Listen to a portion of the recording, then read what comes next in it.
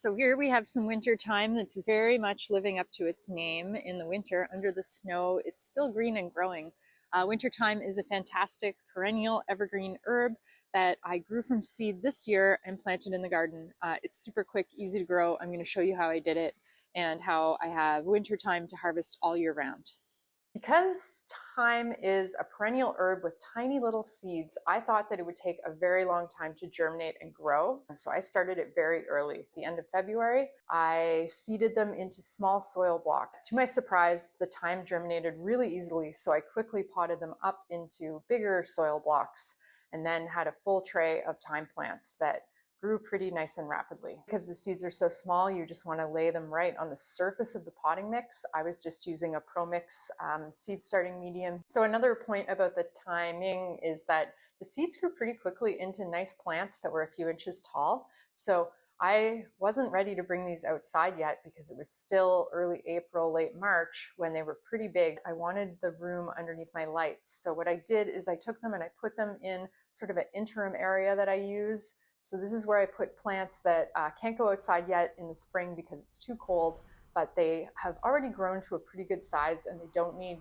like the rapid growth that small seedlings do. So these are south-facing window and the temperatures up there were a little bit cooler, like cooler than room temperature, more like 15 degrees. So this sort of slows down their growth. It lets the roots grow, which is really important for healthy transplants. So then when the last frost date is passed around the middle of May, I can bring these out and I can plant them in the garden and they're going to be nice, strong plants. So I planted a lot.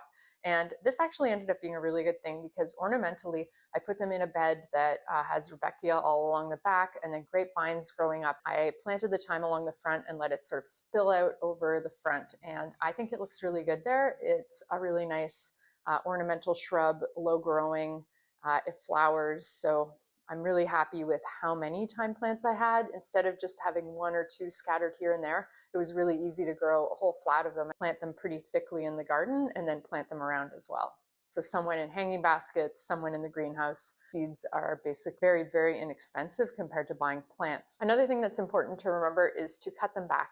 So they flowered in July, which was really beautiful, little tiny purple flowers that attracted a lot of pollinators. And then what I did is I sheared them back completely so that they would not go to seed. So I wanted the plants to continue to focus on root growth and on branch growth. And everywhere that I've sheared, it will also split and grow bushier, which is nice. And then the thyme flowered again in September. From the second growth, I let some of it go this time and I sheared some of it off again. But also between those two flowerings, I was just continuously clipping thyme.